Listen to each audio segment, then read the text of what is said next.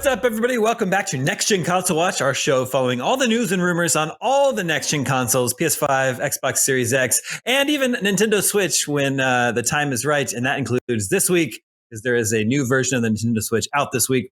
But maybe not exactly what a lot of people are really wanting from the Nintendo Switch. Anyway, I'm your host, Daemon Hatfield, and joining me, as always, Ryan McCaffrey, host of IG's Xbox podcast, Podcast Unlocked. Howdy, Daemon. And... Excuse me, and Jonathon Dornbush, host of IGN's PlayStation podcast, Podcast Beyond. I make people speechless. What can you do? Yep. I'm sorry about that. I'm so nervous. Good to be here. After all these years, Jonathon, you still give me butterflies. It's always nice to meet a fan. Let's talk about the Nintendo Switch, the OLED Switch, and where this Nintendo Switch Pro could possibly be. IGN reviewed the Nintendo Switch OLED edition today, gave it an 8, or actually earlier in this week, by the time you're watching this, gave it an 8 out of 10. Great. Still a great system. You know, it's the existing Switch, which is awesome, obviously. Now with a better screen, so that's not a bad thing. It's just a little bit questionable about how necessary of a purchase it would be if you already own a Switch. But I think definitely if you are still in the market for a Switch, the OLED version is the one to get. Let's start there. Ryan, is that something that the OLED version of the Switch something you're interested in picking up? I did pre-order it, and I am looking forward to picking up. We're taping on Wednesday afternoon, so It'll be first thing Friday. I'm going to scoot over to Best Buy and pick up my in-store order for that. And for me, it was kind of a thin justification. I have a day one launch Switch, suffers badly from Joy-Con drift. But my daughter, as over the past, almost 5 years since the Switch is out, we're at the point now where there's a lot of games she really likes on the Switch. She plays a lot of Super Mario 3D World and a handful of other games. Yoshi's Crafted World is a big favorite of hers.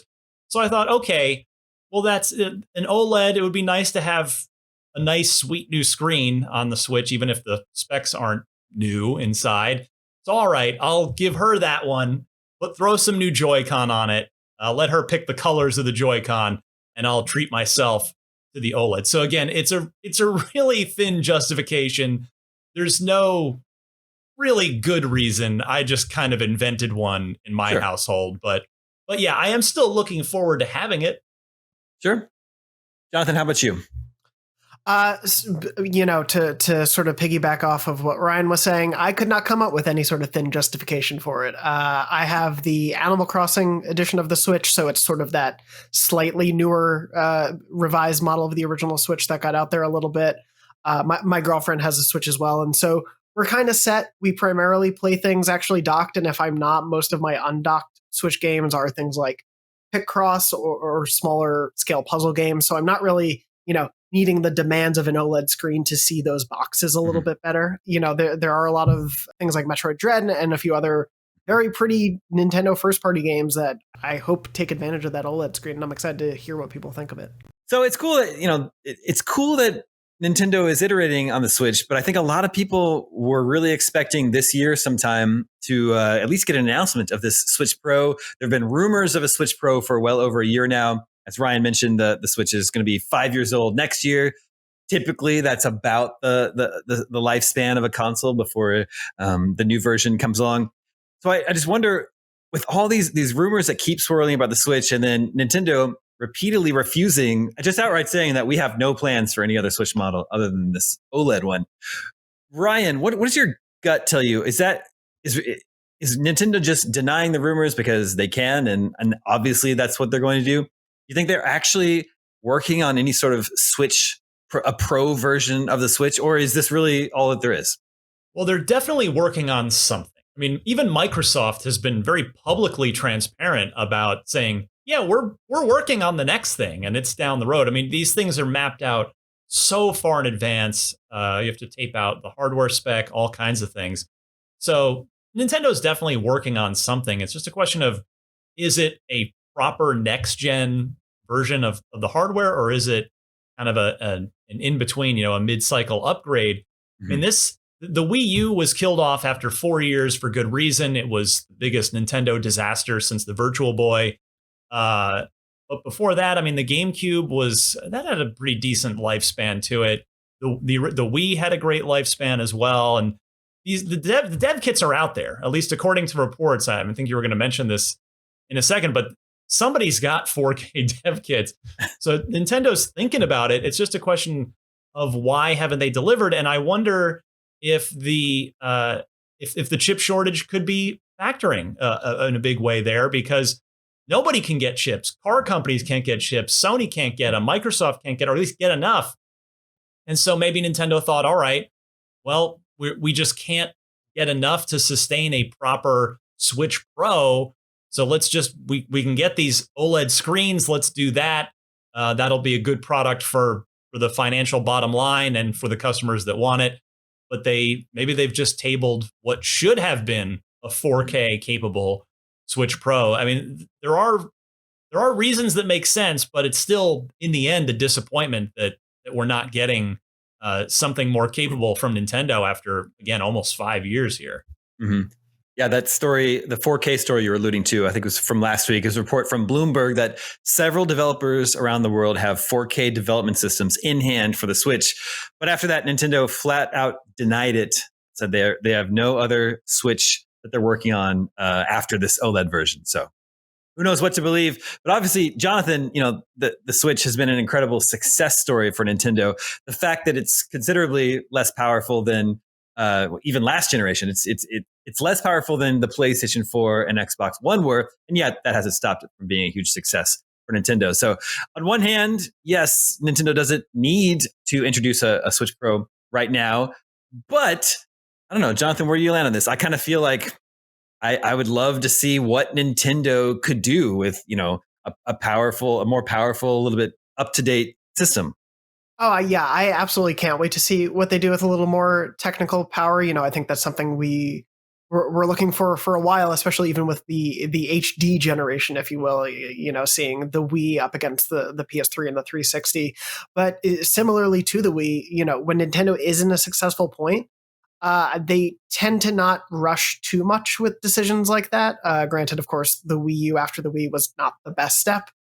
But they tend to let these things, even if they're not the most technically powerful, play out and see the wins that they can get from them. And something about the Switch that I do think is worth pointing out is this is the first time that they really are marrying their handheld and their home console sort of based philosophies into one. And obviously, that's inherent to the Switch, but I think that does apply to their business practices as well. And so something like the Switch Lite and the Switch OLED, they may not be the more powerful, proper Switch 2.0s that we want, or even Switch 1.5s that we want.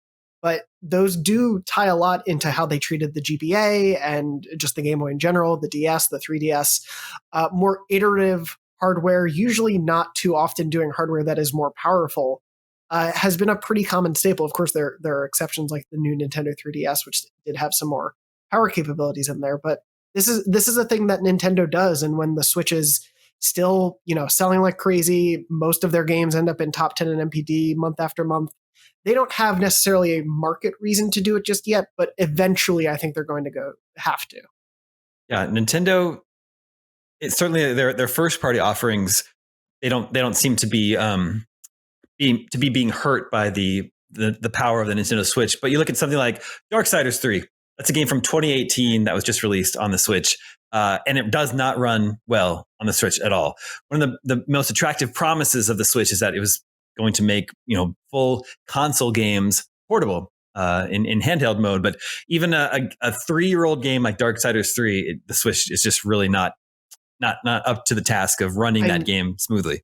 Even something like that. This week, we got the announcement of a thing that a lot of people have waited a long time to hear from Nintendo, of the Kingdom Hearts games finally coming to Switch, but they're only coming via the cloud. So even though those are remastered collections that some of them first started out on PS3, there are versions of those remastered collections on PS3, they're still not available on cartridge or as digital downloads for Switch. You have to play them via the cloud. So you're absolutely right. Like eventually they are going to get to a head where they have to live up a little bit more to the tech that their competitors have. But I think while Mario Kart 8 Deluxe still tops the charts all the time, and while Mario Odyssey and Breath of the Wild and Animal Crossing still continue to sell so well, they're comfortably okay not pushing the bar just yet, raising the bar, excuse me. But yeah. Ryan, you mentioned the Wii U as one of Nintendo's notable. Sorry about that. No. Hey, I've got mine right over there. Yeah, mine's around here somewhere in a closet, I think. A notable failure for Nintendo. What does Nintendo have to do with whatever the successor of the Switch is to avoid what happened with the Wii U? Well, I mean, the Wii U just wasn't fun to use. I mean, it had games, it had classic quality, great Nintendo games. It was just not a fun product. I mean, I just remember holding it in the IGN office, and it just wasn't comfortable. It wasn't a thing I enjoyed using. And the Switch solves that in a myriad of ways. Either, the form factor is better, it's more comfortable. You can take off the Joy-Con and use them that way. You can grab a Pro controller and use it that way. There are a number of choices for the Switch, and there's the odds are so. I mean, I know you can never count on Nintendo to do the predictable thing. Right. I would still, even saying that and recognizing the history, I would be stunned if their next major hardware is anything but a similar portable, home/portable hybrid. They've just been too successful here, and I don't necessarily want them to go back to just doing a set top box only or just a handheld only. Like, it's great that it's both, and I cannot wait to whenever the day comes where we can see what Nintendo's world-class talented development teams do with more power. I mean, the Super Mario Odyssey team, the Mario team has to be, I mean, they're 3 or 4 years into whatever their next thing is. Yeah. So if that's going to come maybe early in an upgrade cycle for either whether it's Switch Pro or Super Switch, whatever it's going to be, that could be great. And then certainly, I mean, Breath of the Wild is now regarded, even just 4.5 years later, as an all-time great game. Wouldn't it be great to see it in 4K at a steady 30 to plus frames per second? It'd be amazing to see what Nintendo's talent could do with more power. And I just hope, I mean, I can understand Nintendo's patience with it, with why mess with a good thing. But at the same point, yeah, eventually, the march of technology moves forward and they've got to keep up. So I'm curious and eager to see what's going to happen and when it's going to happen, and if that chip shortage is going to slow them down. I mean, I guess maybe we'll never know that, but sure. Here's hoping it's sooner rather than later. Yeah, I agree with all that. I still love my Switch. It'll be interesting to see if the Steam Deck has any sort of effect on Nintendo, whether it seems like any sort of real competition, because the Steam Deck is considerably more powerful than the Switch. So unless you're talking about Nintendo first-party games, if you had both systems, the Switch and the Steam Deck, I'm not sure why you would choose to play anything except first-party Nintendo games, on your Switch when you've got this more powerful Steam Deck there. So that's out in December. Maybe Nintendo has something up its sleeve for next year. We'll just have to wait and see. But the Nintendo Switch OLED edition should be out by the time you're viewing this. We want to know if you plan to pick one up. Make sure to vote in our poll at IGN.com. We'll share the results with you next week. Are you definitely getting it? Are you waiting for the real Switch Pro? We'll share the results right here on this very show. Before we go, we have the results of last week's poll. We asked, where do you plan to play Halo Infinite this fall? Because the tests that have been running really sort of demonstrate Xbox's approach to allowing people to play their games, wherever is the most convenient place for them. So on your Xbox Series X, on your Xbox One, in the cloud, on PC. And the winning result, where do you plan to play Halo Infinite this fall, was Xbox Series X, over 50% of the vote. Ryan, is that a surprise to you, just considering that these next-gen consoles are still difficult to find? I'm not surprised by that, I would say. It's not a surprise that anybody watching this show intends to upgrade as soon as possible if they haven't already to the next-gen console. But what did surprise me, Damon, was that PC pretty handily finished ahead of Xbox One in that poll. There's a pretty sizable Xbox One contingent of still out there that I'm sure will be playing Halo, but PC is effectively a new market for Halo because there's never been a day and date Halo on PC. This will be the first time for that. So that's actually, if Microsoft themselves 343 sees the results of our poll, they'll probably be pretty happy because part of their strategy with going free to play on the multiplayer, they want Halo to be a big deal on PC and not just kind of an afterthought to the community on PC. So that was a bit of a pleasant surprise to see strong PC representation on that poll. All right, that will about do it for this edition of Next Gen Console Watch. Thank you to both Ryan and Jonathan. We'll be back same time next week, Friday morning, 6 a.m. Pacific and 9 a.m. Eastern with more next gen news on PlayStation, Xbox, and Nintendo when appropriate. We'll see you then.